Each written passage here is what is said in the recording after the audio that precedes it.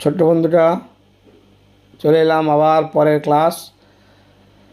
তোমাদের সবার আমি ছাত্র। সুনীল বসুর লেখা এর যে অনুশীলনী পাঠটা আলোচনা চলছিল তার দেখো একেবারে গত ভিডিওতে আমরা গদ্যরূপগুলো নিয়ে আলোচনা করেছি। আজকে দেখো 11, 12, 13, 14 এগুলো নিয়ে আমরা আজকে আলোচনা করব। ঠিক আছে, তোমরা কিন্তু মন দিয়ে দেখতে থাকো এবং খাতায় তুলতে থাকো। দেখো, বিশ্বজোড়া পাঠশালা বলতে কবিতায় কি বোঝানো হয়েছে? 11 দাগের প্রশ্ন দেখবে তোমরা বইতে। প্রশ্ন আছে বিশ্বজোড়া পাঠশালা বলতে কবিতায় কি বোঝানো হয়েছে। খাতায় তুলে নাও এবং বুঝতে থাকো। দেখো, কবিতায় আকাশ, বাতাস, পাহাড়, প্রান্তর, সূর্য, চন্দ্র, সাগর, নদী এবং মৃত্তিকা, পাষাণ, ঝর্ণা, শ্যাম বনানীকে শিক্ষক বলা হয়েছে। কাদের শিক্ষক? আমাদের শিক্ষক, তোমাদের শিক্ষক, সমাজের শিক্ষক। তারা প্রকৃতি থেকে আমাদেরকে শিক্ষা দেয়। এরাই কবিকে নানাভাবে নানান শিক্ষা দান করে। কবি আকাশের কাছ থেকে উদার হওয়ার শিক্ষা লাভ করেছেন। বায়ু অর্থাৎ বাতাস শিখিয়েছে কর্মী হবার মন্ত্র। পাহাড় শিখিয়েছে মৌন হওয়ার বা মহান হওয়ার শিক্ষা। খোলা মাঠ অর্থাৎ উন্মুক্ত প্রান্তরের কাছ থেকে পাওয়া গেছে দিল খোলা অর্থাৎ উদার চিত্ত হওয়ার উপদেশ। সূর্য মন্ত্রণা অর্থাৎ পরামর্শ দিয়েছে কিভাবে আপন তেজে জ্বলে বেঁচে থাকা যায়। চাঁদ শিখিয়েছে মিষ্টি হাসি হেসে মধুর কথা বলতে। সাগর বা সমুদ্র শেখায় অন্তরকে রত্ন আকর করে গড়ে তুলতে। নদী শিখিয়েছে আপন বেগে চলতে। মাটির কাছে পাওয়া গেছে সহিষ্ণু হওয়ার শিক্ষা। পাষাণ বা পাথর দিয়েছে আপন কাজে কঠোর হওয়ার দীক্ষা। ঝর্ণা জাগিয়েছে মানব হৃদয়ে গানের সুর।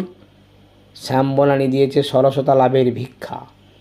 এভাবে বিশ্বের প্রতিটি প্রাকৃতিক শক্তির কাছ থেকে কবিতায় শিক্ষা অর্জনের কথা উল্লেখ করা হয়েছে। তাই কবিতায় বিশ্বজোড়া পাঠশালা শব্দটি বোঝানো হয়েছে। ঠিক আছে, তোমরা তাহলে এটা তুলে নাও।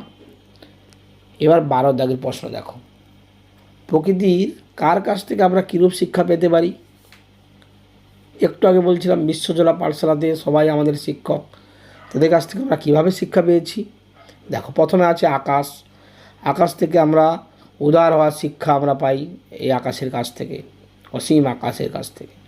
বাতাস, নিরন্তর বয়ে চলেছে বাতাস, তাই তার কাছ থেকে আমরা মুহূর্ত মাত্র অলস না হয়ে কর্ম করে যাওয়ার শিক্ষা অর্জন করতে পারি। পাহাড়, যুগ যুগ ব্যাপী পাহাড় মৌন হয়ে আছে, পাহাড়ের কাছ থেকে আমরা মৌন হওয়ার শিক্ষা লাভ করে ব্যক্তিত্বকে গাম্ভীর্যময় করে তুলতে পারি। খোলা মাঠ, খোলা মাঠ অর্থাৎ উন্মুক্ত প্রান্তরে দৃষ্টি রাখলেই আমাদের অন্তর হয় প্রশস্ত, তাই খোলা মাঠের কাছে আমরা উজাড় হৃদয়ে মানুষকে তথা সমগ্র জীব সম্প্রদায়কে ভালোবাসা দেওয়ার শিক্ষা পেতে পারি। সূর্য, অনন্ত তেজের আকর হলো সূর্য, সূর্যের কাছ থেকে আমরা তেজস্বিতা অবলম্বনের শিক্ষা লাভ করতে পারি, অর্থাৎ অন্যায়ের প্রতিবাদ করার মতো তেজ আমরা পেতে পারি সূর্যের কাছ থেকে। চাঁদের কাছ থেকে আমরা কী পাবো? সমাজ জীবনে বাঁচতে গেলে আমাদের প্রীতিপূর্ণ সহাবস্থান চাই, অর্থাৎ অন্যের সঙ্গে হাসি মুখে বাক্য বিনিময় করা, মধুর সুরে কথা বলা ইত্যাদি আমরা শিখতে পারি চাঁদের অপূর্ব মাধুর্য দেখে। ঠিক আছে, আমরা এভাবে আরও কিছু কিছু শিখতে পারি, সেগুলো তোমাদের এখানে যেটুকু দেওয়া আছে তাই উত্তরটা বললাম, তোমরা তুলে নাও। 13 দাগের প্রশ্ন আছে, দেখো, প্রকৃতির আরও কিছু উপাদানের কথা তুমি লেখো আর তাদের কাছ থেকে কী কী শিক্ষা নিতে পারো তা উল্লেখ করো। কবিতায় কবি নিজেই আরও কিছু প্রাকৃতিক সম্পদ বলতে সাগর, নদী, মাটি, পাষাণ, ঝর্ণা এবং শ্যামবনানীর উল্লেখ করেছেন। মাটির কাছ থেকে কবি সহিষ্ণুতা অবলম্বনের শিক্ষা লাভ করতে পারেন।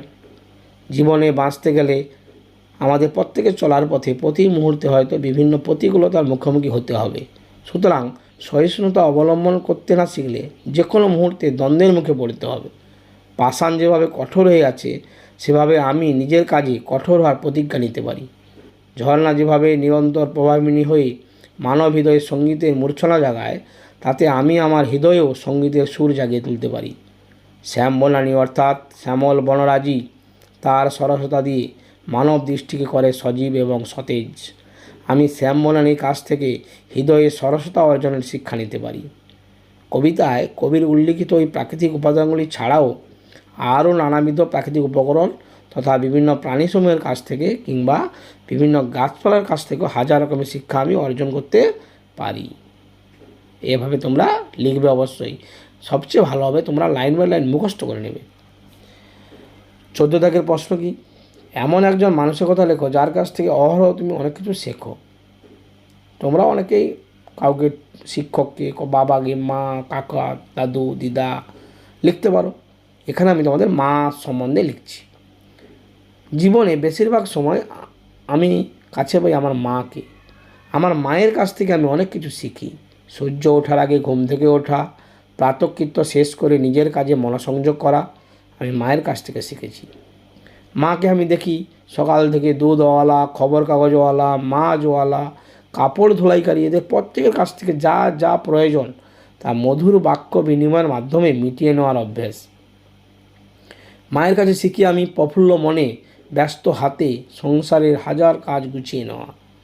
মায়ের কাছে শিখি আমি সঠিক সময়ে সব কাজ ঠিকঠাক করে নেওয়া। এভাবেই সকাল থেকে রাত পর্যন্ত মায়ের কাছে আমি শিখি জীবনে সুস্থভাবে এবং হাসি মুখে বেঁচে থাকার আরও অনেক রকম শিক্ষা। ঠিক আছে? তোমরা তাহলে এই যে অনুশীলনী এবং এই কবিতা সুন্দরভাবে তোমরা মুখস্থ করে ফেলবে। ঠিক আছে? এরপরে আরও কিছু এর সম্বন্ধে কিছু প্রশ্নপত্র, কিছু উত্তর, সেগুলো তোমাদের পরবর্তীকালে তোমরা এই ভিডিওগুলোতে নজর রাখবে, এই চ্যানেলটা সাবস্ক্রাইব করে রাখবে। তোমরা অবশ্যই সমস্ত কিছু পেয়ে যাবে। কারোর কোনো টিউশন পড়ার দরকার নেই, কোনো পাঠশালায় যাওয়ার দরকার নেই, একমাত্র আসবে রোমার পাঠশালা। ঠিক আছে? ভালো থেকো সবাই।